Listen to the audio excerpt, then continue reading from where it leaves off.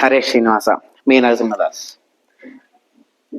మంగళహారతి చేసిన తర్వాత ఆ మంగళహారతిని చాలా మంది అత్యంత భక్తితో ఇలా రెండు చేతులతో అద్దుకుంటూ ఉంటారు. కానీ ఇది ఇలా అద్దుకోవడం అనేది సర్వథా సరి అయినది కాదు.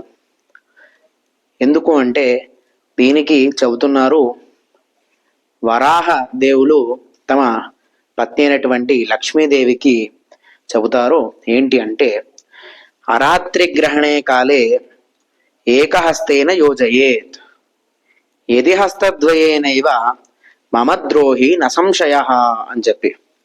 అంటే ఏంటంటే, మంగళహారతిని స్వీకరించే సందర్భంలో ఒకటే చేతిని పెట్టి ఒకటే చేతితో హారతిని ఇలాగా అద్దుకోవాలి. ఇలా అద్దుకోవడం వల్ల అత్యంత ప్రీతికరం అవుతుంది నాకు అని చెప్పి లక్ష్మీదేవితో చెప్తారు.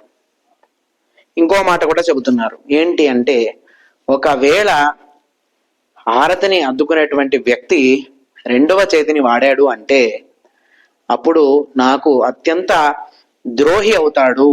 అందరికంటే పెద్ద ద్రోహి ఎవరు అంటే రెండు చేతులతో హారతిని స్వీకరించేటువంటి వ్యక్తి నాకు పెద్ద ద్రోహి అని అవుతాడు అని చెబుతారు. కావున అందరూ కూడా ప్రయత్నపూర్వకంగా ఒకే ఒక చేత్తో భక్తి శ్రద్ధలతో, అత్యంత భక్తి శ్రద్ధలతో మంగళహారతిని స్వీకరించమని కోరుతున్నాము.